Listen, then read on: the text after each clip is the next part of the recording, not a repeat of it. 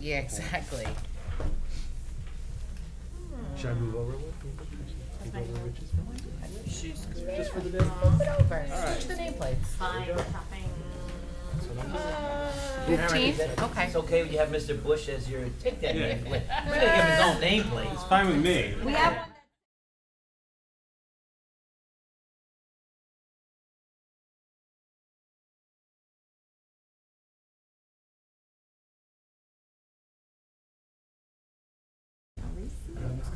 Hey, how are you?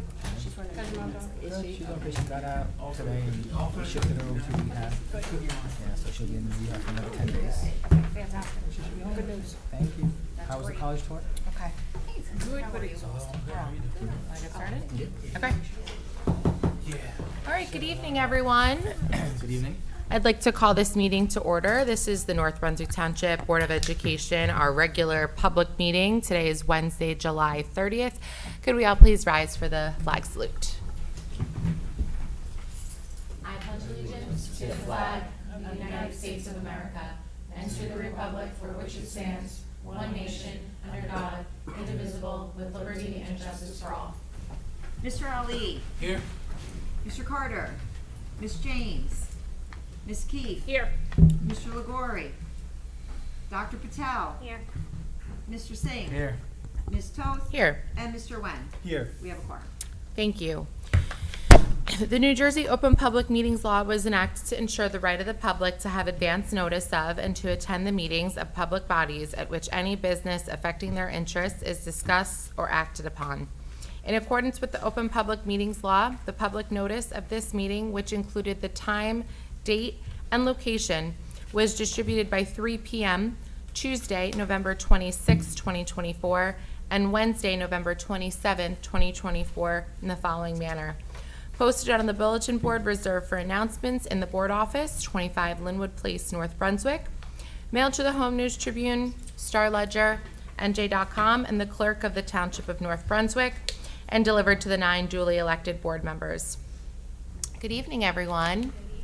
Good to see some folks out in our audience tonight, and good to see all of my team up here. Some of my team is missing, but they will be at our next meeting. So at this point, we have a couple presentations, so I will turn it over to you, Dr. Zakowski. Thank you, Madam President, and this is our annual Violence and Vandalism Report.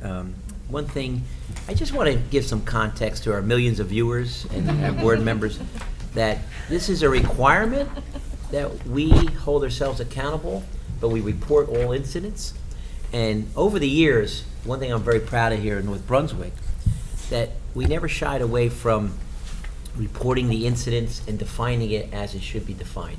So what you see is the good, the bad, and the ugly in terms of we can't get better if we don't report and understand where the numbers are going.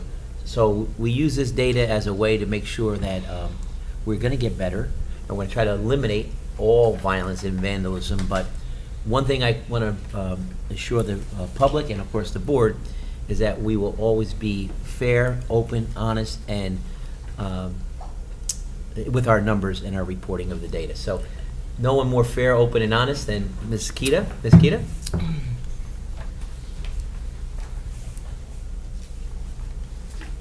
Oh, thank you, Dr. Zakowski, and thank you, Board. As Dr. Zakowski mentioned, this is a requirement by the state to report out our numbers concerning incidents in the schools, including harassment, intimidation, and bullying for the reporting period of the first part of this calendar year, but the second part of the school year, January 1st to June 30th.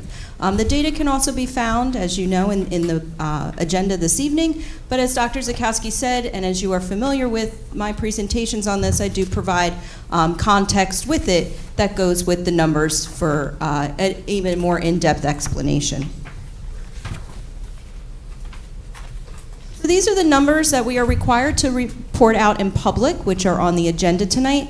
And again, the way the state does this is they report, they have you compare it to the prior reporting period from that following year. I will also be providing context comparing the entire year, 24-25, to the 23-24 school year. But as you can see, these numbers have significantly decreased. which we are extremely happy about. As Dr. Zakowski said, we always are going to continue to get that number as low as possible. But in comparison to the prior year, I mean, we went down, from 153 to 93 incidents reported. It does describe the types of incidents such as HIB confirmed, damaging school property, substance abuse, weapons, physical altercations. So we were very pleased with these numbers, as you can see why. Same thing with the other incidents leading to removal. We have worked in our schools, our principals, our school administrative team have worked very hard on getting kids in school. Tardiness, cutting class, insubordination, those types of incidents have also, as you can see, they almost were reduced by 100 from the prior year, from the same reporting period. HIB alleged, although the number went up, these are unfounded HIBs from the first reporting period, but they were on its surface enough to proceed to investigate. So, and even though that number went up, it was, those were unconfirmed. HIB trainings, we did increase in the second from the prior year. And again, a lot of that also comes with what the state offers. And we have seen increase in more trainings even in the second half of the year, offered by the state, offered by our own administrators to staff. Because again, those behaviors we tend to increase towards the end of the school year. Our HIB programs in our schools, which are also listed for you in the agenda, also increased from last year.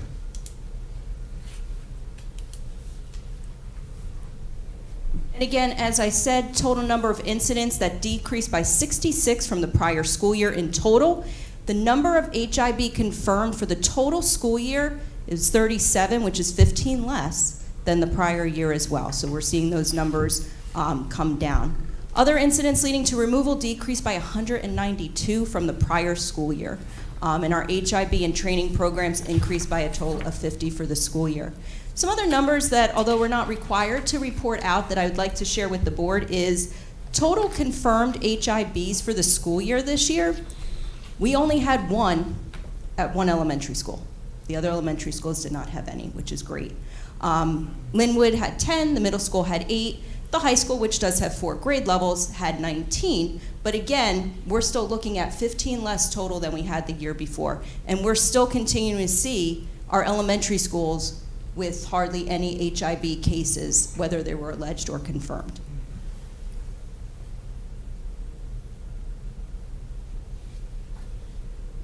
Just as a reminder to the public, to our board, HIB reporting forms are state mandated. They're actually a state form. They're called 338 forms.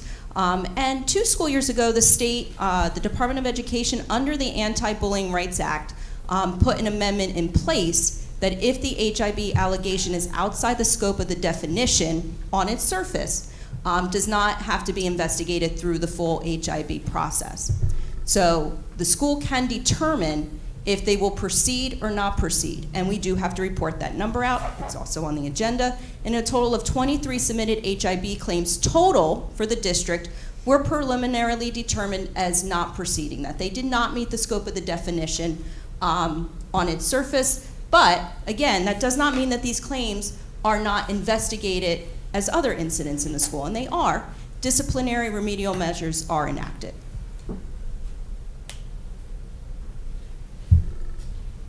Although we're not required to report this out, I do put this in for the board to see and the public. Just examples of consequences at the schools and examples also of remedial measures. We are promoting positive behaviors in our schools, and we really have taken great steps to restorative justice and restorative practices in our school. And just wanted to have some here for you listed as well. And this will be publicized on our website.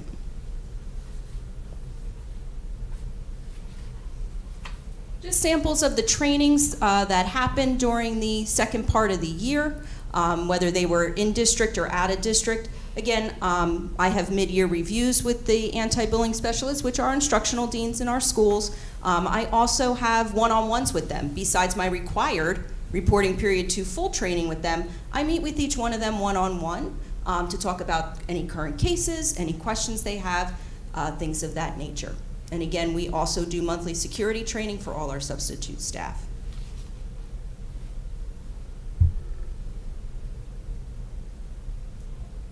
it's not part of what the state may call HIB trainings under their definition, I always find it important to point out other trainings related to student behaviors that our staff participate in. I will tell you right now that more than half of these are our own courses that we offer PD, offered by our own administration and teachers that provide to our staff, which is great. And lastly, as required to report out, it is in the agenda, all of the elementary programs related to HIB under the state definition that took place between January and June, middle school and high school. And again, with the elementary, that is all 4 elementary schools, plus the ECC, plus Linwood. So that's why it's not like they're doing all this, but our other 2 grade levels aren't. It's just because it incorporates all 6 of those schools. And again, very proud of the work we've been doing. We continue to get those numbers down, and we, like Dr. Zakowski said, we're not going to stop, obviously, till we get them as low as we possibly can. And like to thank the board for their support. We did roll out those yonder pouches at the middle school this past year. We did see a decrease in behaviors in HIBs at the middle school. And Mr. Neller, our high school principal who is here, also enacted a cell phone policy at the high school this year, and we did see those numbers decrease as well. So at this time, my presentation is over, but I'm open to any questions from the board. If you don't mind me asking, congratulations, first of all. These are great numbers, tremendously, great job. Do you feel that all the bullies left, or is it like, do we get stricter consequences? I'm just curious to know. That's a great question, and I really do believe it's a combination of a few different things. We have been seeing, which is why I think we're seeing that trend come out of the elementary schools is, and again, we're 5 years now out of COVID, right? But I think we are seeing that impact that the students now who are in elementary schools, even coming into Linwood now, they're now used to being back in school and used to a school routine, where we've had that gap where students who were at home for COVID, which we all were, but they were in those formative years of not having that structure. I think that's a big part of it.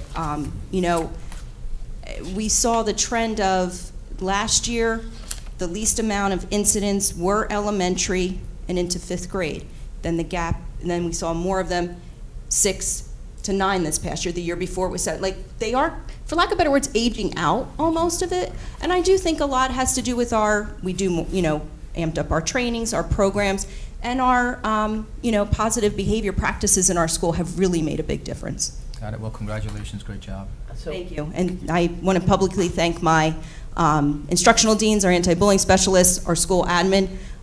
They are, really, we all just work as a team and to get this work done. And we're glad that we're making a difference, and we will continue to do so. Thanks, Ms. Kita. So I'm going to take a little credit because this is going to be approved under, I'm now superintendent. So it does go on my resume.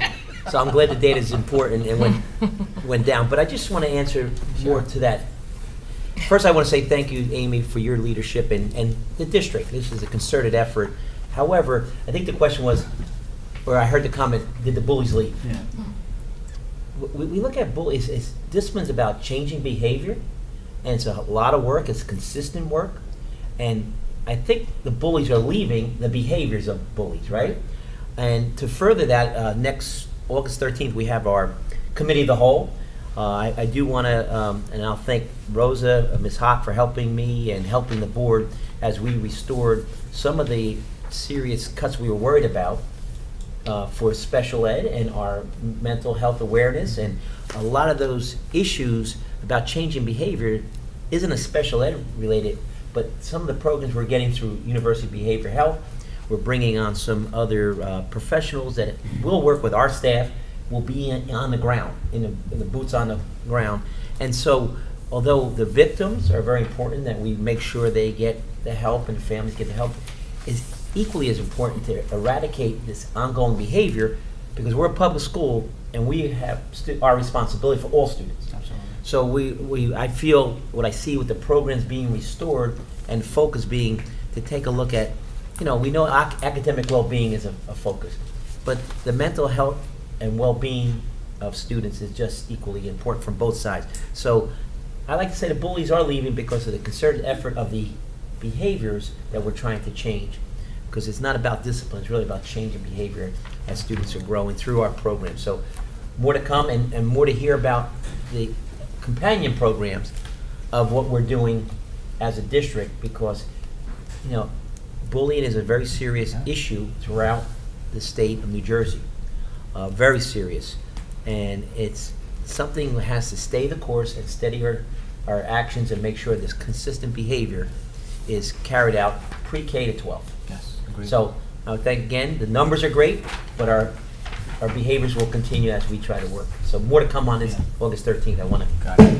Thank you. Can I ask a question? Sure. To kind of piggyback on that question, is there a way for us to know, without going into the details, right, of the students, because that's, you know, personal information, but to kind of understand, you know, when, let's say in reporting period 1, students that had those behaviors crossing over to reporting period 2, are they the same students still having behaviors, or has it changed and certain you know, programs and things that have worked for those students so that those behaviors then are gone in reporting period 2? That, and Amy, will I, so that question is excellent because it does look at, you're talking about data. Yeah. And so if you heard Dr. Salvatore talk about, and what we worked on our board retreat about the integrated focus, you know, aligning our data, what we're looking at data. So that type of focus will help us.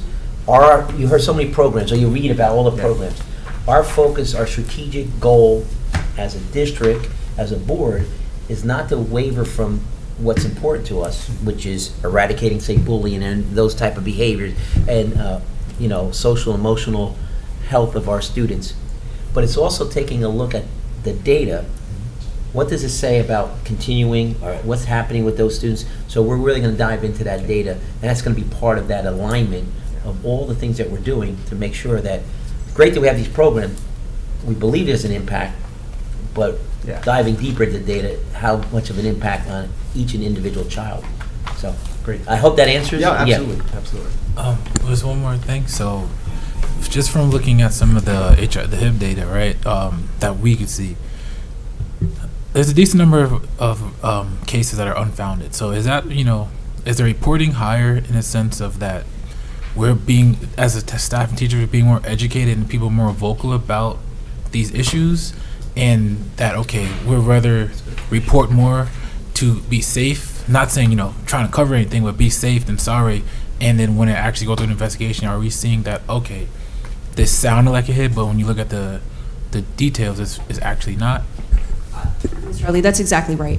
You know, and that's part of our training that I have with the anti-bullying specialists is always err on the side of caution. You know, there are some where they can take a look at the preliminary report that comes in and decide with the principal that it's conflict right off the surface, although, you know, a parent may think it's bullying but not by state definition, so correct. But those that are unfounded, we do proceed with, and it does happen that as they interview witnesses or, you know, through their investigation, see that it is conflict and does not meet the state definition. And that, to your point, is correct. They are trained to also look at, you know, I'm, you know, not really sure. And I'll be honest, they consult with me almost on every case, which I truly appreciate to help guide them in that. But to your point, that is correct. Thank you. You're very welcome. Thank you again very much. Thank you. Thank you, Mrs. Kita, for a great presentation. Madam President, we continue our presentations, and we have our high school principal. And, of course, can you give your name and full title? Absolutely. 'Cause Hello, everybody. Hello, Dr. Stokowski, board members, esteemed audience. There you go. Today begins our season of assessment reporting. It is a long season, so welcome. We will be reporting on the New Jersey Graduation Proficiency Assessment, which our 11th grade students take in March every year. I'm going to give you a little bit of background on the assessment, especially for Mr. Singh, who's our new board member. Some of you may have will probably have this memorized by now, but never hurts to hear it again. And then Mr. Neller is here to share the actual numbers with you, the data, as his staff works hard on these assessments, and he should get the credit for it. So a little background. I did print out the presentation only because sometimes when there's a lot of numbers, it's nice to have it in front of you. The assessment was introduced in 2021. If you remember, right after COVID, the state decided to bring back a graduation assessment requirement with our own state assessment. New Jersey is one of 6 states that has a graduation assessment requirement. So keep that in mind, okay? It replaced the HESPA. If you've been around a long time, and maybe you have children who went through the high school many years ago, the HESPA was the high school proficiency assessment. This assessment is aligned to grade 10 ELA standards and Algebra 1 and geometry standards. So some of our 11th graders took those courses in 8th grade, let's say. So they just have to do a little bit of refreshing their memory and hopefully do their best to demonstrate that they're ready to graduate high school in New Jersey. And lastly, which was a controversial thing, the cut score was initially going to be 750. After year 1 of the assessment, when very few students were passing it, they reduced it to 725. It remains 725, and if that ever changes, I'll be sure to let you know, okay? So, Mr. Neller, you are up. You do the hard work.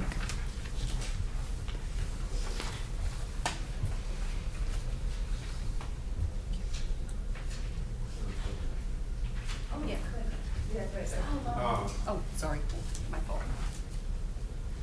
Good evening. Thank you for inviting me to come and present tonight.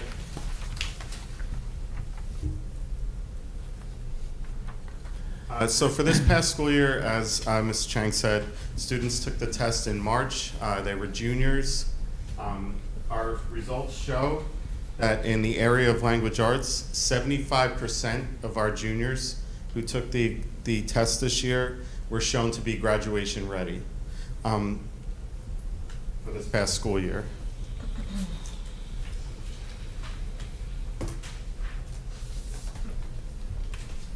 It is a little bit of a decrease from the previous year. You know, that in 2024, 78% of our juniors were determined to be proficient in the area of language arts. So that is something we are going to be working on this coming school year.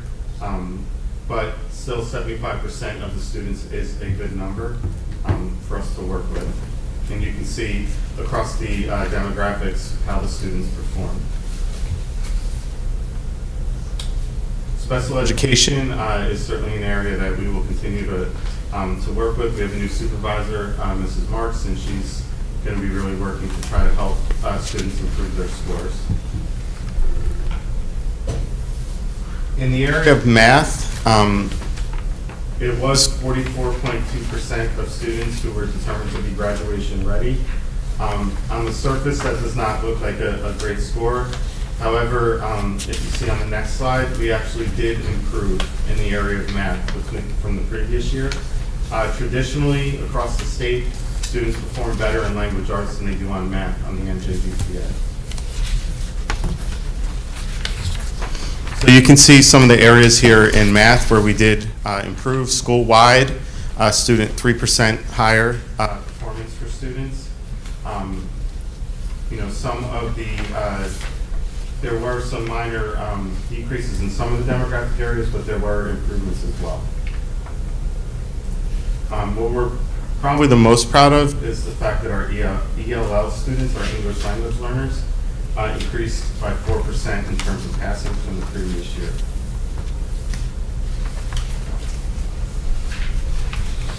There are other assessments for students to prove they are graduation ready that the state does count. So the state has a number of tiers. So obviously they would like to see everyone pass NJGPA. However, you know, if a student does not pass NJGPA, there are other ways that they can show graduation ready. So you can see these posted here. You know, PSAT scores, SAT scores, those are things we offer every October, and I always appreciate the support of the Board of Education. We offer the PSAT in school during the school day for every student, grades 9 through 11, and then students in grade 12 who still need to meet the passing requirement for their graduation assessment take it as well. And I truly appreciate your support every October with that. We have begun offering the AccuPlacer at the high school. So we offered the AccuPlacer within the last week, and 5 students achieved their passing graduation requirements as a result of taking the AccuPlacer.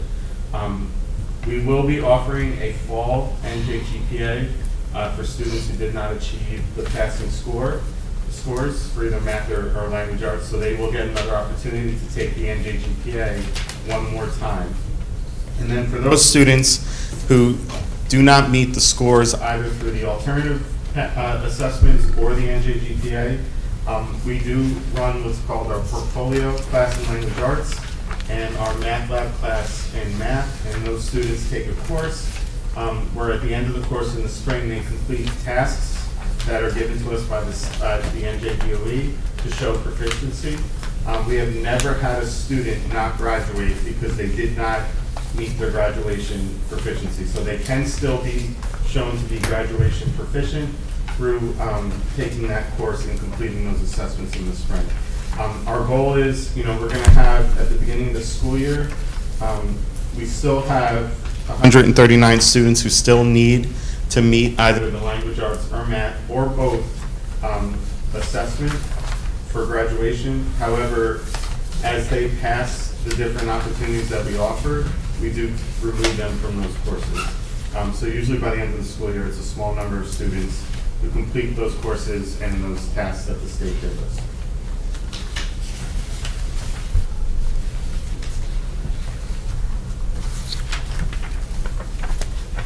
One of the reasons why some of our students are not graduation proficient is we offer the ASVAB every year to students. It is the military readiness exam.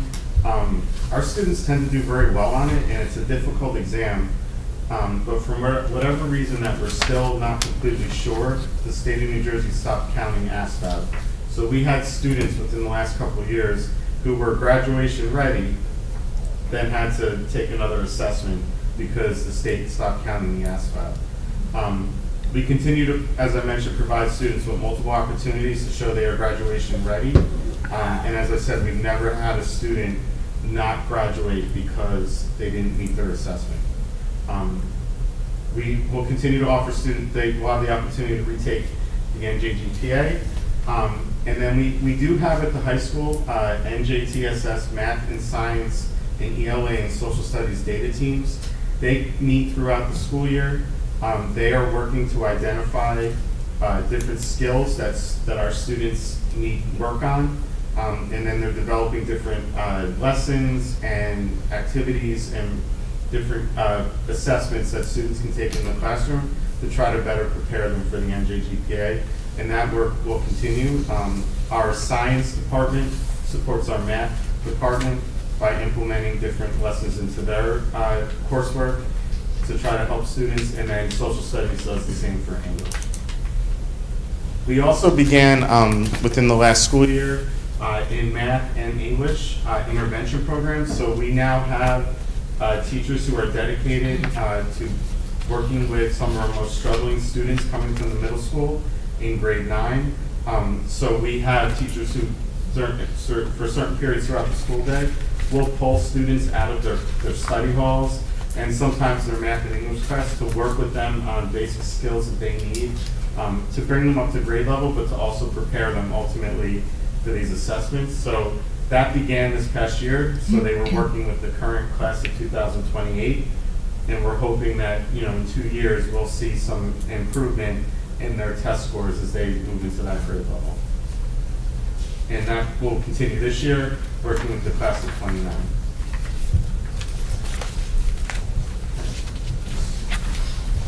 Any questions? I do have a quick question. thank you all for the data. It's very valuable for us to see, how our students are academically performing. That remains to be the mission for us, to make sure that students are achieving academically. And I know that we have, as a district, you all have done several different things to try to address these areas for improvement. One thing that I don't think we've addressed yet or have verbalized on this board is, are we hearing from the students what their thoughts are about the assessment, right? So if we're talking about all stakeholders, do we have students at the table to talk about what is actually happening in the test and what their feedback is, if any, that might be a way for us to better target it? I feel like we keep trying to take a bird's eye view and actually looking at, oh, well, what are they testing on? Where have they come from? What courses have they taken? How are we offering tutoring? But what are the students actually saying about the test? No, I think that's great. Teachers do work with the students, especially in the math and English classes. They really do try to prepare them for these assessments. And I think that's a good opportunity for them to talk with the kids. I know that our students, especially later in the year, and I think this really impacts our NJSLA performance and also our performance on the biology test every year, is students feel burned out from the amount of testing that is required of them. And a lot of it is federal mandates or state mandates that require all this testing. So I know that is something that students do feel. They feel the burnout. But I think, that's a good opportunity for us to have conversations with them and to continue to try to motivate them to perform as best they can. But I do think that's a great point that I'll bring back to my math and English supervisors. Thank you, much appreciated. Thank you. So, quick question as well. So I know, we could, as committees, we talk about the different overall picture of some of the domains, but over the last few, since I've been here, have we really been digging into looking at like the factor analysis among the domain to see like, okay, this is the bigger picture of the whole score, but like where are we really, I guess, struggling at within those domains? Yes, the teachers get opportunities to see that data for their students, from the students, how they performed on assessments for their previous years. We're also in English and math classes. This year was in grade 9 and 10. Students are taking what's called the math assessment, which is given to them 3 times a school year, and it allows the teachers to get the data very quickly to see where their students are struggling and how they can try to help them improve. But yeah, teachers at the high school in both math and English, we have great content level PLCs. So our Algebra 1 teachers are constantly meeting Algebra 2, geometry, same thing in English by grade level. They're constantly meeting, looking at different skills that need to be emphasized in their curriculum and their lesson plans, so they can try to target these skills that they're identifying that the students need. And are we looking at that from, I know you mentioned coming from like the middle schools to the high school, are we, because if we're doing that later on, sure, like, it's going to help, but those, the doubling time and just the gains, are we targeting that from how early on, or are we waiting until the red flag starts happening within students? I think that we're looking at every student. We tend to try to really focus on the kids who are struggling the most to try to give them support so they can catch up to their peers. But we are looking at everyone's data. Thank you. I got a question for you. I know these assessment tests, right? Not everybody does great on them. But theoretically, you could be a great test taker, with your multiple choice test or written whatever versus these long assessments. Do we have any type of data that compares them doing regular tests versus these assessments? I think we could go back and do that. We could look at how they're doing on their assessments in the classrooms. Yeah. I think that's a good point. I think that's something we could look into. Because I myself, like growing up, and many of the people around me, right, they were like, oh my God, I'm a B student, I'm an A student, but when I take these assessments, I bomb, whether it's the nerves or the length of the time. So maybe, I'm looking at these numbers, right? We're not too far off from the state average. It's not like we're horrible. But I don't know if this is something that you guys. I think this is something that you guys should consider. Their regular testing versus the assessment. Yeah, absolutely. And we do try to give them practice tests as we can, and things like that. But it's hard to prepare them, right. For the rigor of that test. Right. But we definitely do try, and we will continue to work on that. No, we appreciate your hard work that you guys are doing. It's in the numbers, but, you know, just a thought. I think we can get there. No, thank you. So the intervention programs that began last year for grade 9, they're continuing again this year, so it will be grade 9 and 10, or just grade 10? It'll be grade 9 for this year. We're targeting the grade 9 students, but students in grade 10, you know, they did take the math assessment, so those students will do that, and then we'll try to give them targeted support after we see how they perform on the math assessment. And one thing I want to, again, work with Mike on this answer, because part of our alignment of our data dashboards that we want to help create with the high school team, and we want to take a look at that crosswalk between local assessments, state assessments, and to Mr. Ali's point of item analysis of what's really causing that. We're very happy to say that we think that, because we have Linkit as they're a data warehouse predictive type of vendor for us, and it is needed. But we think the next iteration of Linkit data is not just a warehouse, is how do we get down and drive that information to answer those valuable questions, so Mr. Neller can have that valuable tool for his team to know where to look and where to work and where to focus. Because I can tell you by look, we don't need Linkit to be predictive. We know who's going to do well or by certain scores and indicators. But it's the why and how do we correct that is always what the dashboards we want to work to create for Mike's team, so we can utilize those resources that he has that we are able to support and know if they're being meaningful. And, you know, because that crosswalk is very important. Looking at item analysis is very important, because then if you want to start examining how we meet the standards through the curriculum, seeing those gaps is what we were talking about as we look at our next level of strategic execution. So. And last ask a question about this, because I know early in the year when we go over, like, we have our academic awards and some of those, we, from my perception, like, we do really well, you know, with our high performers and keeping them high and having them achieve, but also like our more needy academically or whatever, like students, and we're able to help them improve.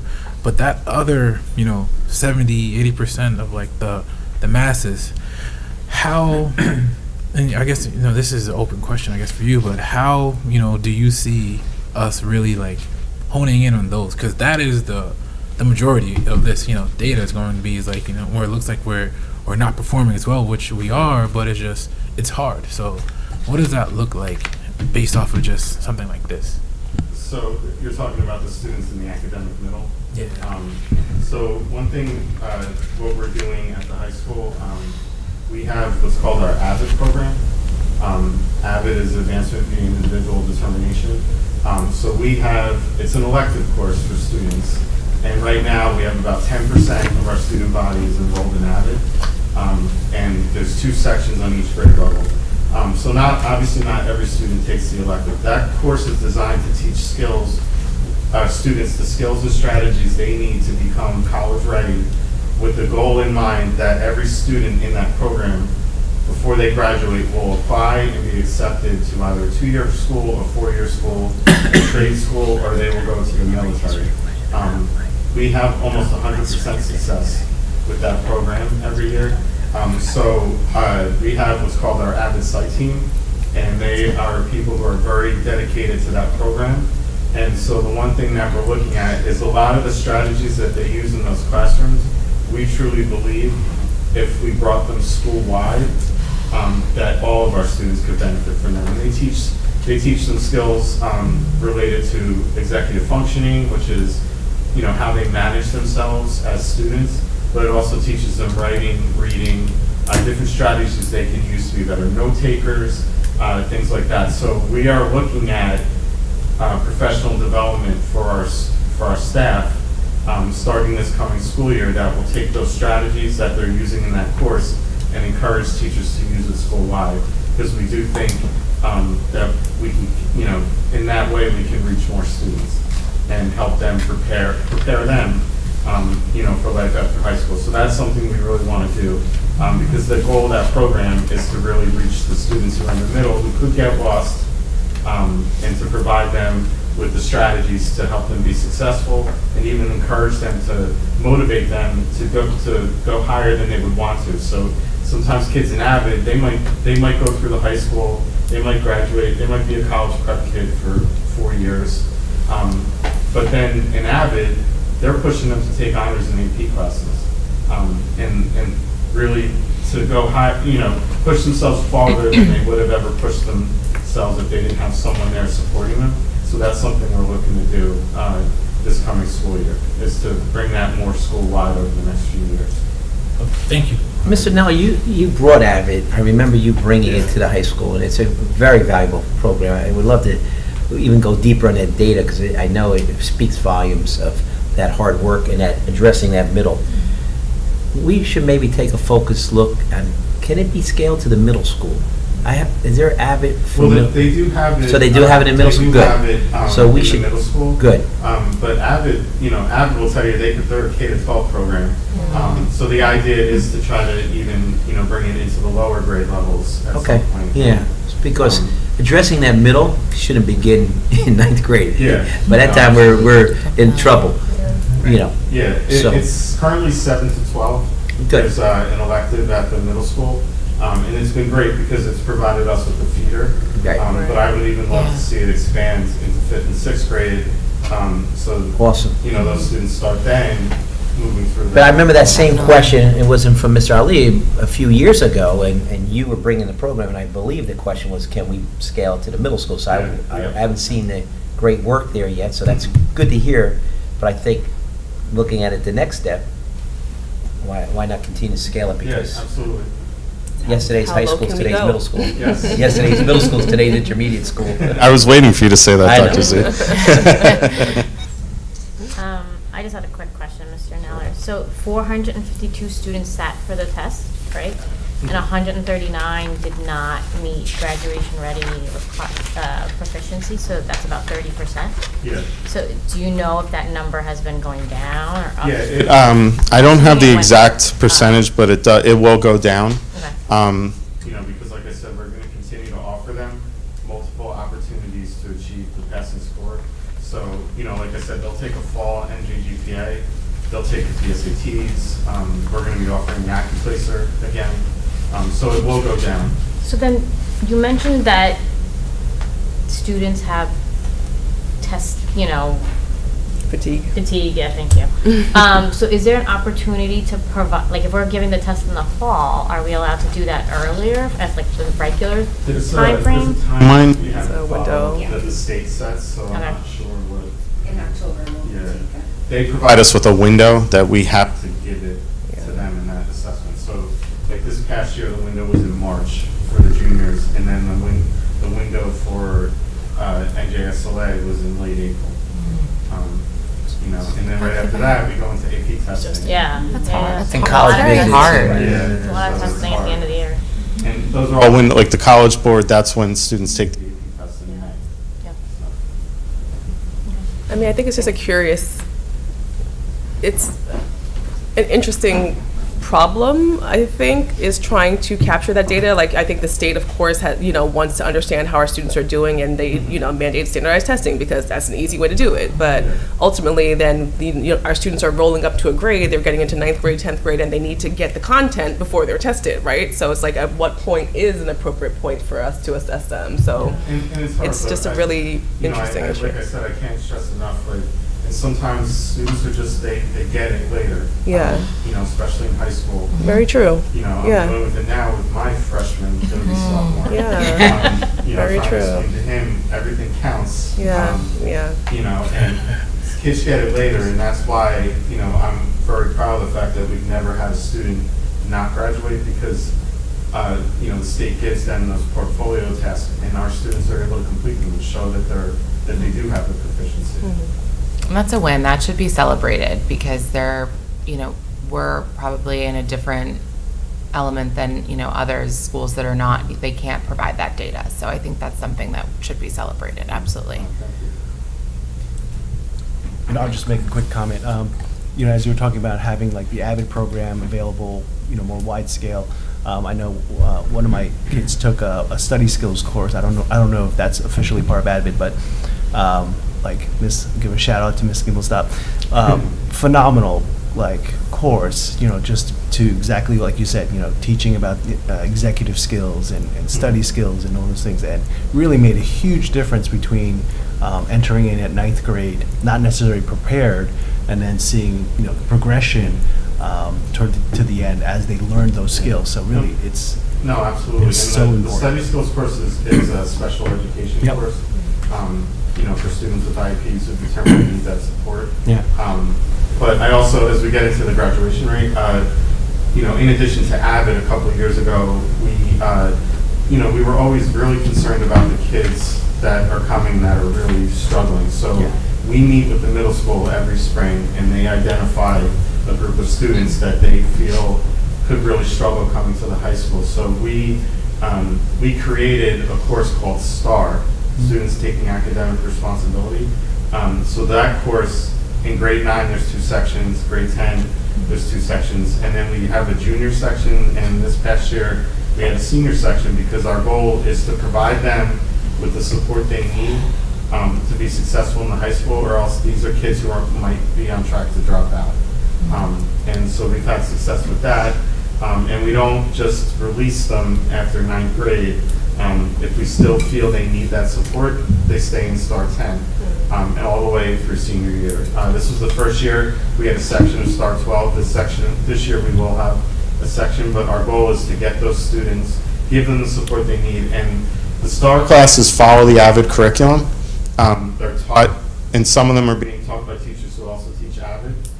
So they're providing the same type of access to the same type of curriculum that AVID students are getting, and students who exit STAR do get the opportunity to join AVID if they choose to. So that's another way, again, to continue to provide them with support.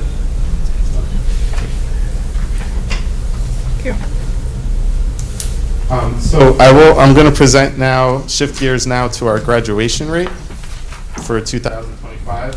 I have to put I think there's a asterisk when you see the score. But full Disclaimer, the state will not officially release the scores, our graduation rate, until I believe it's August 28th.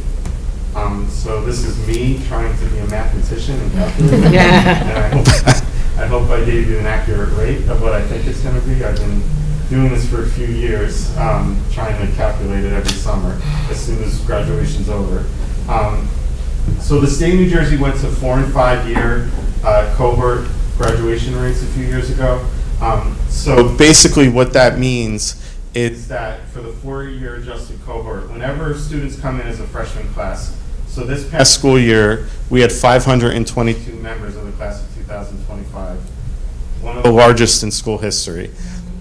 When those students came in as freshmen, they immediately count towards our graduation rate, and that's where the whole idea of everything counts for students. So Those students, we are responsible for them, and that's what the state uses to determine our 4-year rate. They basically count up the number of graduates and divide it by 522. And that's how we determine our 4-year rate every 4 years. The 5-year rate, sometimes students, for whatever reason, do not graduate on time. So the 5-year rate calculates and will add, and then sometimes we'll see our graduation rate improve. I am very excited to say that over the last few years, starting with the class of 23, every student who was eligible to graduate, graduated. So we are not going to have any 5th-year seniors next year at MTHS. And, class of 23 was the first class that happened.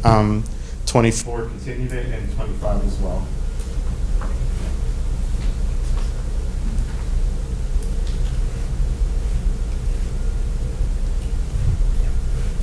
Right, so how we calculate our graduation rate. So as I said, we had 522 students in this class.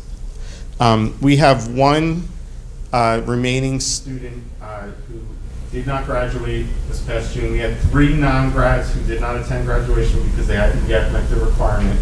2 of them are finished in our summer program. The third will finish this week. He is an ELL student who came to us from New Brunswick in April. And behind on credits, but through our summer program, we're going to be able to help him graduate. Kudos. You know, and again, that's you know, I could talk for hours about the frustrations of a graduation rate. So a student who was in another district for 3.5 years, but they enroll in ours in the middle of their senior year, they then become our responsibility to make sure they graduate. But he will graduate by the end of this week. Now, Well does done. he or she, I'm sorry. I was going to say, does he or she still go into this category, or they're not? He'll count as part of our rate. Okay, he Yeah. will. We do, the state also does, they do list students as dropouts. So we do have a small group of students. It's not that, you know, students by law, they can drop out at the age of 16. We make every effort to try to get them not to. Our guidance department really works with them. We try to enroll them or encourage them if the high school just doesn't work for them, to look at, you know, adult school or other programs. Mr. Farrell, our guidance director, he'll even call and try to enroll them in adult school before they leave the high school. Just unfortunately, some students, they just don't take advantage of it. So we did have some dropouts this year, and then we also, we've put a lot of effort into this. Our attendance person at the high school, Ms. Barkley, once a student leaves our school, we have to have good faith that they're going to go and enroll in another high school. If they don't, or if for some reason the high school makes a mistake when they enroll them, and some schools in the area unfortunately seem to do it all the time, they enroll the kid under a different student ID number, they become what's called for us unverified. And we really try. Ms. Barkley calls parents, she emails, she contacts schools, she tries to track them down. But unfortunately, every year we do have a few students, you know, that fall into this category. We just can't locate them. And then lastly, they have a category called off-track continuing. And we found in the last 2 years, we had a student enroll in East Brunswick Public Schools for 1 month. They listed her as a senior. She really should have been a junior. She came to us. We put her in the right grade to benefit her education, and the state counted her against our graduation rate because East Brunswick enrolled her as a senior. When we appealed to the state, they denied it. And we have a similar student in another district. He was held back, which is not something we don't do. So he repeated 9th grade. So right now he's a junior at the high school, but he's counting against this year's graduation rate because another district held him back. And then we also have a group of special education students. We have a wonderful 18 to 21-year-old program in our school. Those students are allowed by state law to have 8 years of high school, to be educated until they're 21 years old. We have a great program for them. This year we have 7 students in the class of 25 who will be moving into 18 to 21. But the state counts them against their graduation rate every year. In some years, we could have double-digit students going into that program, and we never want to tell them they can't. We want them to have the opportunity for further education, but the state does count that against their graduation rate. So my point is we can never be at 100% as hard as we try. But I will tell you that out of 522 students, from my calculations, removing those students that would count against us, I believe we're going to be at 95%. Great job. Well done. Great job. Thank you. So as soon as it comes out on August 28th, I'll be checking, and I'll let everyone know. Yes, I do check it all the time. But as you can see, we've hovered for the last 4 years between 94 and 95%. Dr. Z knows where we were when I became principal. It's been something that, you know, has become something that's very important to me. I believe very strongly that I tell students all the time, that piece of paper, that diploma, that's your starting point. You can do whatever you want with that piece of paper. You can go to trade school, you can go to college, you can go to the Army or the military, you can do whatever you want, but you need that paper to start your life. And so that's why we've really worked really hard, and we appreciate the support of the board for all the programs we can give students to get them to that point where they graduate. So I do want to thank you for that. Thank you. Yeah, well, thank you. Great job. If you want to add for the board's information, Mr. Neller, when you want to call the perfect storm of being a new principal, of running into challenges, Mr. Neller, you look him up, his picture's there next to perfect storm of challenges. And one of the challenges was prior graduation rate was whoever was enrolled senior year. In the beginning of that year, whoever graduated, they took that number and that was a graduation rate. So many high schools around the state, well into the 90s, 95%, 98%, and we were well into the 90s. The year Mr. Neller took over, they said, you have 4 years to graduate, the 4-year cohort. That's why a student was held back. They don't care. They have 4 years from the start date of a high school. And so if you don't, and that's why the 18 to 21 program, that counts against us. There's no wavering from that. So that 4-year cohort, Mr. Neller inherited as one of his challenges. And to his credit, we rolled up our sleeves and how can we best support the new rules that was suddenly thrust upon Mr. Neller during that time. So, Mr. Neller, I'm very happy that it continues to go with the focus on students, right? We said numbers are great, but really we're hearing stories about someone coming to you in mid-April. Maybe in high school it wouldn't matter. We know what the Bears of East Brunswick were doing, and we took them, and you know what? We'll suffer the consequences. But kids matter to you and to this board and to this community. So I just want to say more context of the outstanding job looking at kids graduating and making sure they graduate. Definitely. So the last thing I just want to talk about is our AP testing for this year. So the AP tests are college level tests administered by the College Board. We have over 20 AP classes that we offer at MBTHS.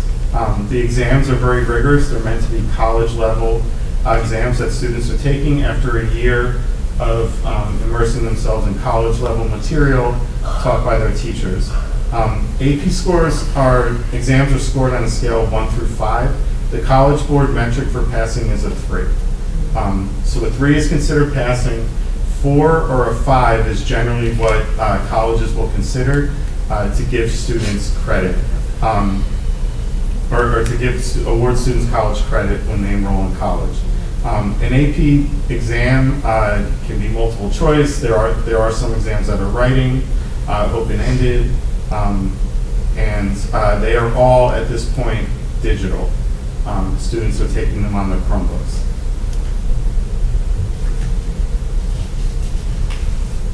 So that's just the scoring. Again, 3 to 5 is passing, considered passing. This past school year, our students, as has been the trend for the past few years, our students did perform very well on AP exams. 78% of students who took an AP exam received a 3 or better. Courses where students excelled in 2024-2025. In AP Biology, 96.4% of students received a 3 or better in that area. That's 18% above the state average. Calculus BC, we had 92.9% of students who scored a 3 or better. Dr. O'Reilly is here tonight. She is our AP chemistry teacher, so I just want to congratulate her. Her students, 91.7% scored a 3 or better. And I just want to say thank you to her because every year our students continue to thrive on the AP chemistry exam. AP Computer Science A, 92.3%. English Language and Composition, 91.7%. That was an 18% increase from the previous year in the percentage of students who passed with a 3 or better. Pre-calculus, this is only the second year that we offered pre-calc. We have 2 teachers teaching that course because a high number of students have requested it. 100% 3 or higher in the second year of taking that exam. Physics 1, and our science supervisor, Mrs. Lanfear, is here tonight. Physics 1 in 23-24, only 25% of students who took the exam passed it. Our teacher, Jim Biolsi, last summer, he spoke to me. He said, I want to really look at the way I'm teaching the class and how I can improve it for students. So he gave up his own time last summer to attend an AP Physics training course. And this school year, you can see the benefits of it. And he said he completely changed the way he taught the class. 96.3% of students received it. The state average was 73.9. 82.4% of the students received a 4 or better. So you can see the improvement. Not included up here, but Spanish language and culture. We had a new teacher to our district teach that course this year. 100% of her students scored a 3 or better. So we're very lucky to have that teacher, Mrs. Garcia, join us this year because her students did really well with her. And then lastly, in social studies, our U.S. A-Push, United States History, 95.2% of students received a 3 or better. But we also offer, a few years ago, we used to offer AP Euro, but our students wanted a more global perspective of history. So we began teaching World History Modern AP exam. It's only the second year that we've offered that AP course at the high school, and 100% of the students scored a 3 or better. Good for you guys. Congratulations. Well done. So on the last slide, you can just see where our students scored. Again, 78% received 3 or better. And then you can see on the bottom, the top areas where students scored 4 or better. And you see that AP Physics and pre-calc was 85%. Students scoring 4 or better. We had more students take AP exams this past year than the year before. And I have to thank the Board of Education because the Board of Education, you pay for every exam in the high school. Students do not have to pay for the exam. And I truly appreciate that support because it's allowed us to really encourage kids to try something they may not have tried before because there's no financial barrier to taking that exam. Because the exam, I believe, every year I budget for it with Mrs. Hawk, I believe it's about $95 per exam. So I truly appreciate your support because we've seen our number of AP students increase and they continue to score very well on their AP exams. So thank you. This was wonderful. So thank you so much for being here tonight, for coming out on a summer night and doing this for us. We greatly appreciate it. I was a little taken aback by the situation about the East Brunswick with the graduation. I was sitting here and I'm questioning, like, how is that even possible, right? But the fact that we are continuously putting students at the forefront of everything, every decision, that's a win for us. The extra couple percentage points, to me, that is bizarre to even worry about something like that when we are making sure that we're putting our students first. I think of I have a client that his daughter actually up in Mount Olive was in high school and continued in the 18 to 21-year-old program, and that benefited her so much, and she's now out of that, and there's students that obviously need to be moved on to that program, and I think that the fact that that's being counted against us, why, right? Why? What is even the point of something like that when we're doing what's right for the child? To me, that's a win for us. So I think that's phenomenal. So thank you for highlighting that. And I've talked to Mr. Farrell, our guidance supervisor. We talk about this all the time. We try to do it the right way. Absolutely, it shows. We don't try to cover anything up. We just try to work as hard as we can to support the students. Definitely. And we were talking at our retreat last week, you know, North Brunswick it's such a wonderful place to live, to grow up, to, you know, to be and to be a part of. And, you know, we're trying to get that, the goal is to try to get that message out to people. And that is, like, tonight's presentation, that is a big part of the message. Those AP exams, the scores, we need to do more than just talk about it in this room, because that is so incredible. And I think that is, again, what makes us great. It should be celebrated and it should be talked about. So we should internally talk about how we can get that out. And that's why this year at Academic Recognition Night, it was a little longer than normal because we, you know, in the fall, the College Board will send us like the students who really excelled on AP exams, the AP scholars. So this year we brought an additional, you know, 50 or so students to Academic Recognition Night because, you know, we felt that we really needed to recognize them. Absolutely. You know? So that's why, you know, that was the first time this past May that we recognized AP scholars at Academic Recognition Night. But it's so Amazing. appropriate to recognize the board for their support. I do want to recognize, because context to me is very important, you know, Dr. Ellis and Mr. Dawson did a study many years ago, and it talked about the lack of equity in some areas, particularly AP courses, honors courses, too many groups being represented in the lower foundational courses.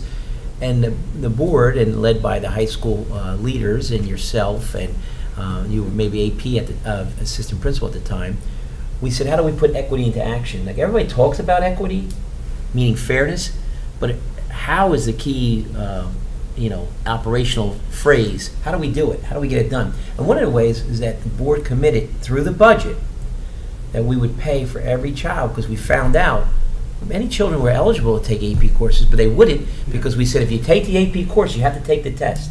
Otherwise, college boards rank the schools lower because they can't get a feel for the accomplishment of, you know, if you put kids in a class, the college boards want to test those children to give that AP feedback, the data. So this board committed to making sure every child's AP course, every test was paid for. So I do want to say thank you to the board as well, and thank you for their leadership, but also that honest work of trying to figure out how do we operationalize fairness for across a very diverse landscape in our schools. So thank you, board, and Michael, Mr. Nella, great to hear that success continues. Yeah, and we offer the Honors and AP Challenge. So students who, for whatever reason, their teacher didn't feel that they were ready for an honors or AP class, we give students the power with their families to waive themselves into an honors class. We give them an April 1st deadline to do so, but we do give them a chance if they feel that they're ready and they can handle the responsibility. We do give them an opportunity to waive themselves into an honors and AP class. And that was designed with the idea of equity and trying to give kids who may not have ever kind of thought of taking AP class or weren't, just for one reason or another, weren't recommended to take that opportunity for themselves. So that's helped as well with our AP enrollment. Just with that, the challenge, are we sharing that more with like parents? Like, hey, like, we do. We do scheduling meetings, and we do share it every year. We had probably one of our highest numbers ever of students this past school year, who waived themselves into honors and AP classes. That's awesome. Great. It's a great job. One other quick comment. The AP courses and program is phenomenal. Like, just the investment that the district makes into our students to take that test, really, it pays dividends, right, for parents when they don't have to pay for some of those courses that they can just skip through, which is great. Just kind of tying it back with what you talked about before, in terms of like the exhaustion or the burnout factor. I've heard comments, just from students in the past about when the AP period comes, right, in May. There's times when I've heard comments where they have AP tests lined up, and now you have other courses who, in some aspects, they don't really care that these kids are taking AP courses and having to take those tests, but they still have to have their project done the next day or this or that. And I think that really was something I heard a lot from a lot of students about that aspect of burnout, something that maybe we could kind of look into to kind of help alleviate, especially since we are putting that investment of money into our AP test. We should figure out a way to allow these students to really focus on that. No, I absolutely agree with you. We did talk about that at the school level this year, and I did ask teachers to be cognizant of the fact that students are taking AP exams, and they could be up to 3 hours long, and it is very draining on them. Yeah. So we did talk about that, and we will continue to talk about that. Great. High school. Thank you. Definitely. Thank you. Have a good evening. Get home safe. Okay. And I think that's it for presentation. Yes, well, that concludes our presentations for the evening. Thank you all so much again, and board members, thank you for your great questions. This time, we will continue with the rest of our meeting. Mr. Wen, would you please take item number 6? Sure, I'd like to make a motion to approve the following board minutes. Regular public meeting, June 18th, 2025. Special meeting, June 25th, 2025. And executive minutes, June 25th, 2025. Second. All in favor? Aye. Is anyone opposed? The minutes are accepted. Thank you. Are there any communications for the evening? No communications Okay. at this point. And we'll move to item 8, our reports. Any old business or new business to discuss this evening?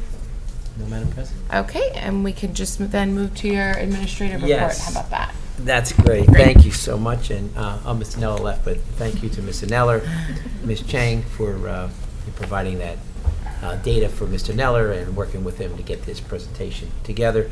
So part of my administrative report, can we, I should have had this handed out, but I'll do this.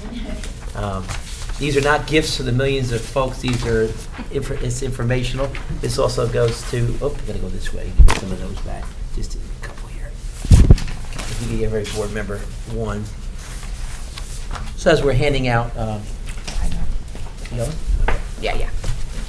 as we're handing out, first of all, good evening, everyone. I know we have millions of viewers on this hot summer evening. As we end near July, I can't imagine it going any faster than it went for me. From July 1, it's July 30th already. And so far, you guys are not sick of me yet. I was going to say, do you want to run? No one's sick of me yet, so that's a good start. A good start. But we had a board retreat, and what you see in a little bit of the priorities, we did some exercising, some carousel work, very important. Then I wanted the board to know, and I shared this with the board president, we had the administration, as cabinet members, go through and look at your work and validate some of the things that we did together. I'm looking at our VP. I was her partner, and I think we did a great job. Our color was great, but not that we're competitive or anything, but I think everyone did a great job. But we had the administrators do the same thing. And why did we do that? Because we had to see if alignment is so important. We look at goals. We don't set goals for the sake of setting goals. And if we're going to align district goals, which really drive what the board is supporting, district goals with driving the administrator goals and the school level goals, alignment is critical when we look at priority. And we're endeavoring into doing what we're saying, strategic execution. When you first came back together, I said, we don't have time right now to go through a whole new strategic plan, looking at your plan, looking at the work you all did. It's wonderful. It's really re-looking at the new iteration of that plan and how we can get it accomplished. We can make sure we look at effectiveness and efficiencies, because we owe that to the public, our budget, each other, right? What's working, what's not working, what can we change, how can we get the bang for our buck, and also how do we put out a focus on that. And we looked at the 5 pillars that you're all looking at now. So we put it into a narrative, and thank you, Ms. Kita, for putting that out, helping me put that narrative together. But I want you to know this is just the next phase of what this retreat was all about. It really wasn't something we got together in the summer and just to kill an evening. It was really good work. Now we're going to put that as our priority as we start building out our focus of data sets, our programming, and creating this year-long work towards accomplishing what our strategic plan, our strategic pillars talk about. And how does that work? So by our next meeting in August, we will have further work towards setting those goals could be in a nice narrative that we put on a website, and of course, you folks would certainly approve them or disapprove, but it's all going to be generated from your priorities, our work, and our current strategic plan, and our current work that how we want to align, how we can get things accomplished going forward. So just something, our thoughts. So your words on paper just weren't little stickies and notes, and it really came to life. And it was a chance for this valuable stakeholders, governance stakeholder, board members, to really have an opportunity to be valued by our administration. You are, but more than just because you support a budget, support programs, you're thinking.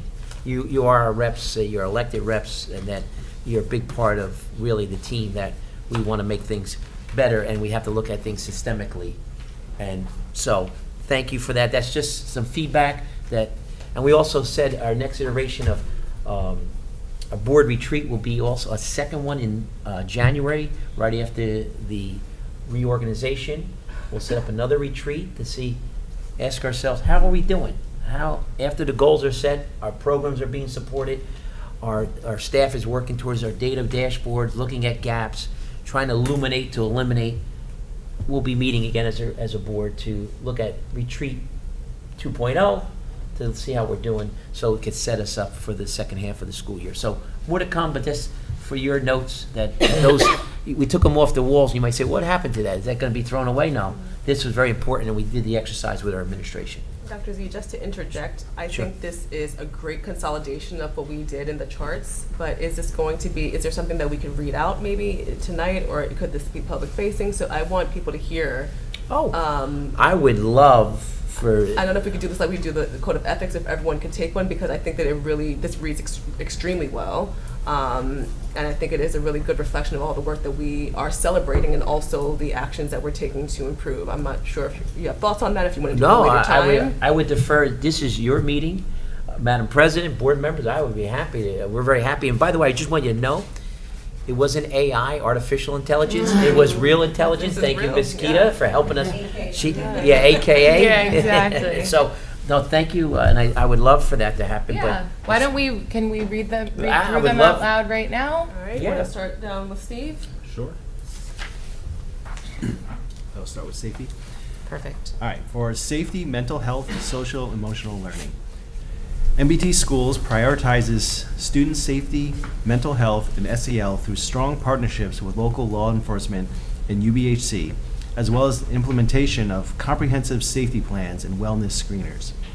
While these systems are in place, we continue to address challenges such as budgeting for continued needed resources and the impact of widespread student access to social media. I'll take number 2, student learning and achievement. NBT Schools continues to advance student learning and achievement through a wide range of accelerated, advanced, and varied coursework, along with increased student participation and notable recognition in our performing arts programs. Despite these strengths, challenges remain in closing achievement gaps, securing adequate funding, and meeting the diverse academic and socioeconomic needs of our learners. Great. Ms. Keith? Yes, Madam President. Climate and culture. MBT Schools fosters a positive learning environment for its students by celebrating its diversity and providing access to a wide range of extracurricular opportunities at all grade levels.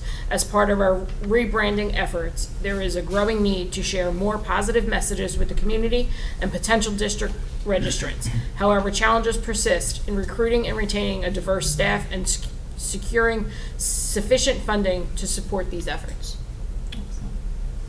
Communications and community engagement. MBT Schools has strengthened communications and community engagement through an expanded social media presence that highlights students, staff, and district activities, as well as consistent and accessible messaging via Parent Square. Ongoing challenges include language barriers, socioeconomic disparities, low community event participation, and the need to rebuild communication relationships with township officials. Budget and Finance, NBTS schools maintaining strong fiscal health demonstrated by annual clean audits, successful passage of 2 referendums in the past decades, no reduction in force, RAFS, and a Board of Education that remains supportive of budget priorities, challenges including navigating an inadequate state funding formula, rising salary and benefit costs needed to stay competitive with the cost of living, and the impact of unfunded state mandates. Well, as you can see, and thank you again, Madam VP, for asking us to read that, because we're very proud of your work. But I wanted the board to know and the community to know that it wasn't a retreat just to say we did something, got together. It really starts our focus, and I want to thank the cabinet, the central office folks, because they took it serious. 2 of our members out there, and Amy, and we did the same pairing exercise, because I want to see that thinking in alignment. But what also is important is we highlighted some of the great things, but every pillar has a challenge. We know we got to continue to move forward, because you either get better or you get worse. And it really focuses on, gives us a focus to continue to facilitate and foster the best possible education with such a complex requirement coming from many different areas, right, when you run an organization such as a school district. So thank you again, and more to come on this, but I wanted you to see this initial step forward was something that we didn't do it in vain. Even though it was a lot of fun, there was some meaning behind it. Construction management, so you have a packet, and the public may see us handing out a packet. Just want to give everybody, the board had asked me to look into my experience and make recommendations going forward as we look at a $63.8 million project that was supported in a wonderful passing of a referendum. The work has begun, but this is a multi-stage project. So I want to thank, first of all, Ms. Hawk. She was away on vacation, and I had to tell her, stop bothering me, because she kept working on her vacation, because we were putting out requests for information. She's a big part of that. She's going to be a big part of overseeing this. But we asked for construction management, as I explained to the in our meeting, in our committee of the whole, that pre-construction, rather than paying for a construction manager to wait for this project to start kicking off, a lot of the planning is being done so we could pay for pre-construction services, planning services on an hourly basis, time and material, and there's no material, so basically just time. And we sent out to 3 major firms, Epic, Greyhawk, and Bancroft. And they all came back, and I gave them a guideline that Ms. Hawk and I sent out. And the guideline came back, and it's very interesting. We are ready to make a recommendation, but we know it's very important that we follow a protocol of making sure our operation chair is involved in this decision. It's not fair, as Mr. Carter is a very active participant with this board, and he's on a work mission. I mean, we just, he wants to be here, but we didn't have a chance to go through it. So we feel we'll have this approved. We should have it approved by August 13th. We'll take that action, even though it's a committee of the whole meeting, we'll take action. But I think that'll give all of you a chance to look at it as a full committee, if you have any questions. And it'll give us a chance from central office, our president, to talk to Mr. Carter, our president of operations, because it's a commitment to selecting a firm to be our partner for the next 6 months. And then we could take a look at it further. Was the return on investment really going well? And we're taking a look at what they call professional services money built into the referendum, that we're just not spending it for the sake of spending it. We're going to make sure it sings the right way, and the pre-construction services as we need it over the next 6 to 8 months. So even though it's not a major deal, but it's a major start to how we're going to oversee this project. And I look forward to it.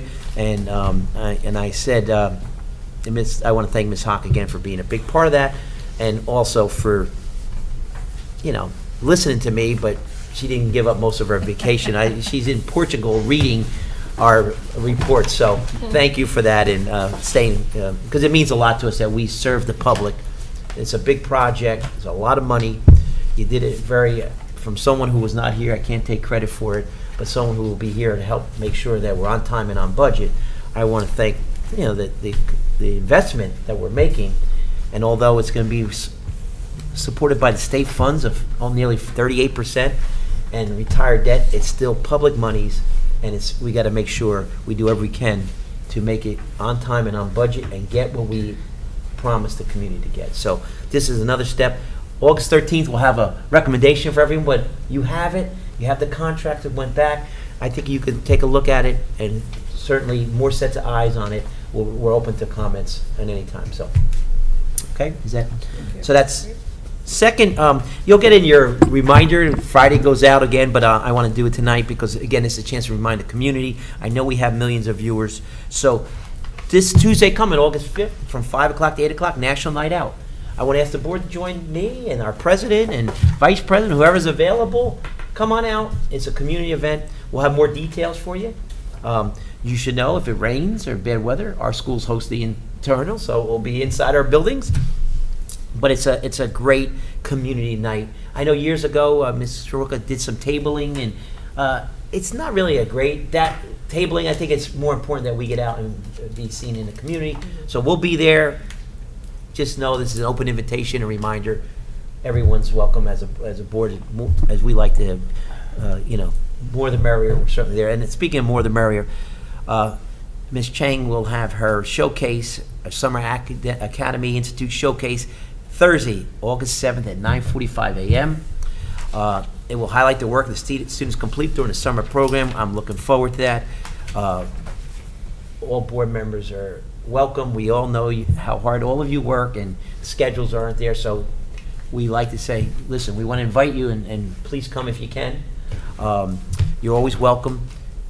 And either event, just can you RSVP Janine, the administrative assistant in my office? Ms.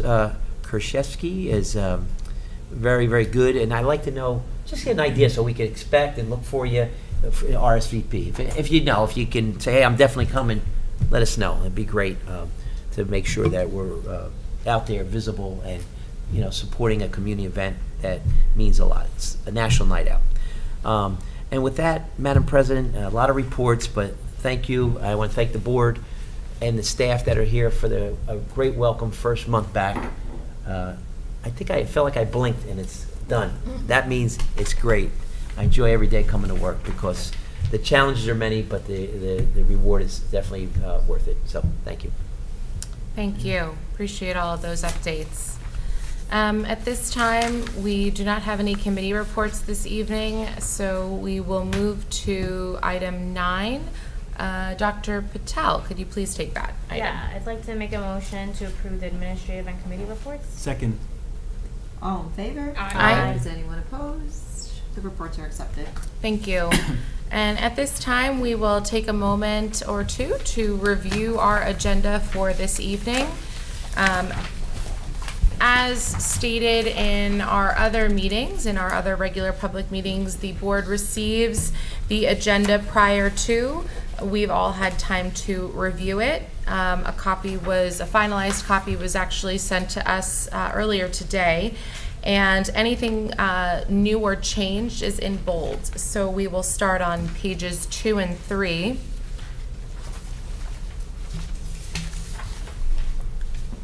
Pages 4 and 5.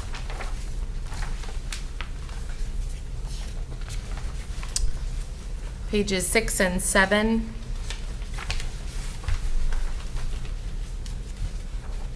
Eight and 9. Pages 10 and 11.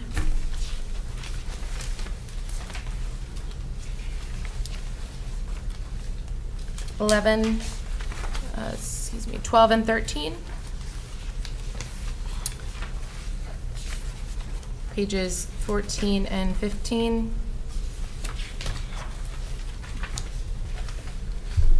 16, 17.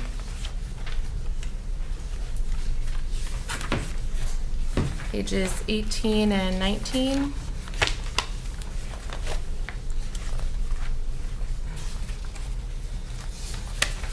Pages 20 and 21. 22, 23. Pages 24 and 25.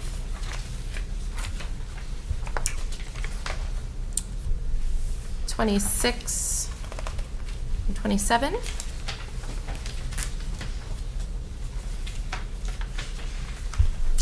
And page 28 and finally 29. Okay, at this time, we can jump back to page 2. Does anyone have any comments or questions on anything?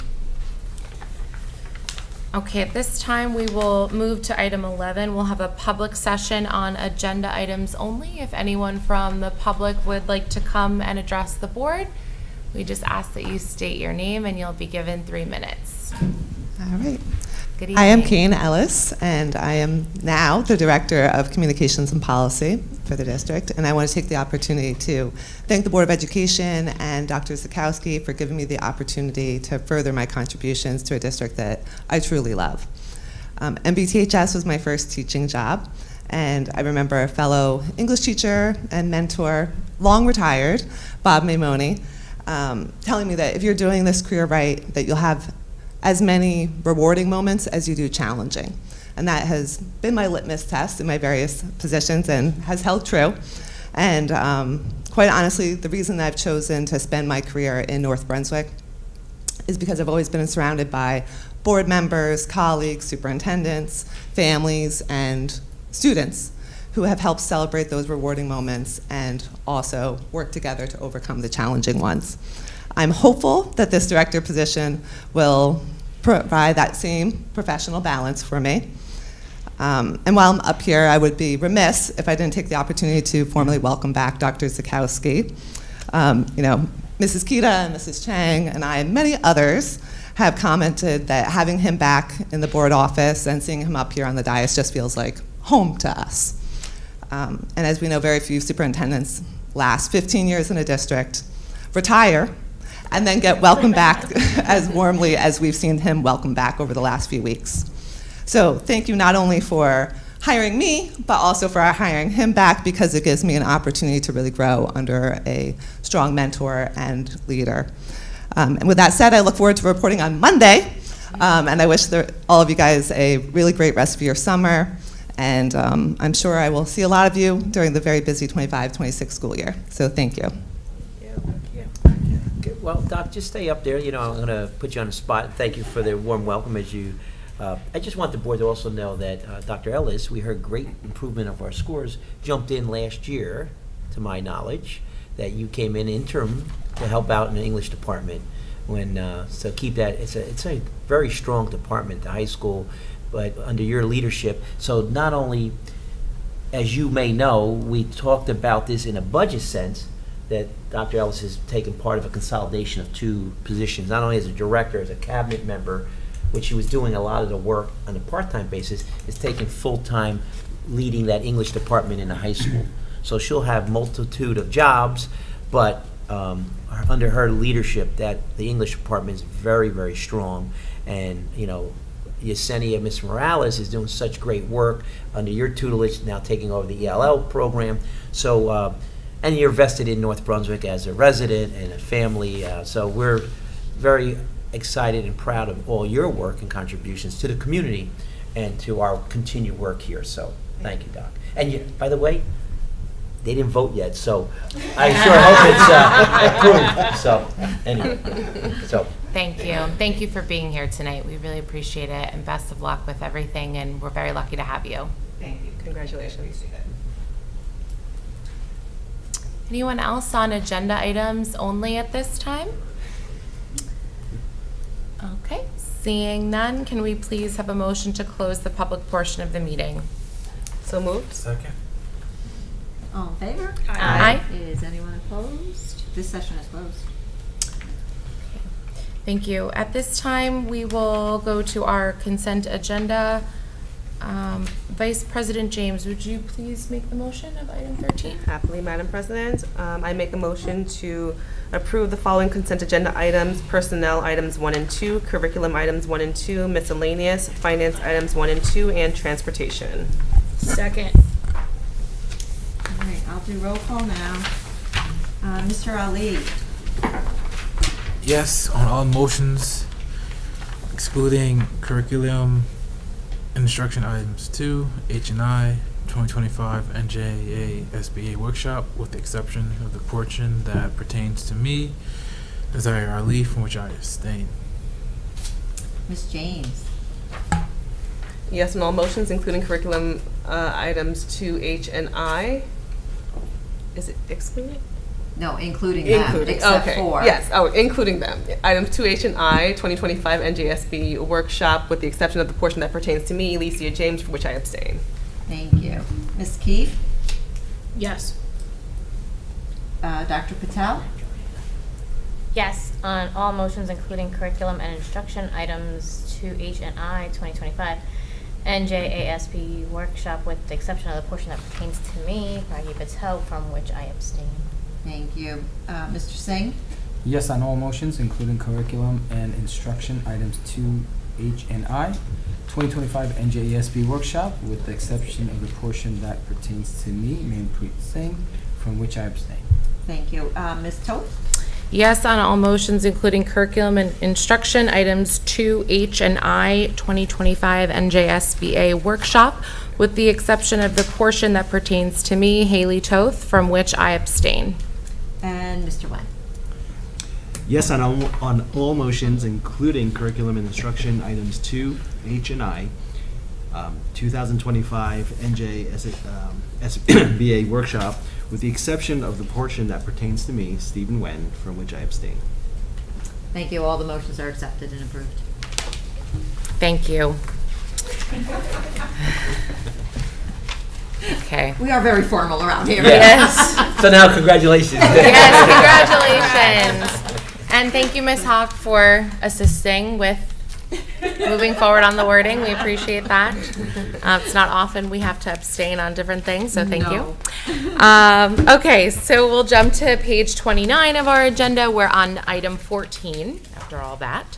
We'll have a public session on any matter. So at this time, if anyone from the public would like to come up to the podium and address the board, we just ask that you state your name.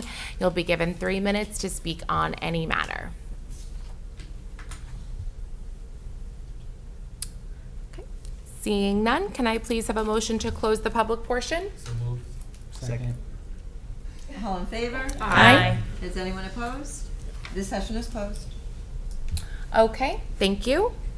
Madam President, Yes. number 15 is a motion to close, and go into close. So again, to explain the style, which as super, I always put that there because during the summer months, we have so many issues going on and so many questions that may take place. I wanted to make sure that if we needed it, so seeing that there was none coming back, I don't think there's a need to go into it unless the board feels that there was questions, because when you go through the HAB reports and you had so many personnel, as you know, superintendent is giving the authority to hire and move things forward, but with the approval of the board once it is retroactively approved. So I put that there all the time. You'll see that in the summer. So, Madam President, I see no reason to go in closed session. But that's why it was there. Wonderful. Okay, I believe we're all good on that. Anyone oppose? Okay, thank you all. So we'll skip item 15 at this time. And we do not need to do item 16 then at this time. So we will strike those two out for the record. And at this time, we will conclude our meeting. Thank you all so much. Can we please have a motion to adjourn? So moved. Second. All in favor? Aye. Is anyone opposed? We are adjourned. Thank you. At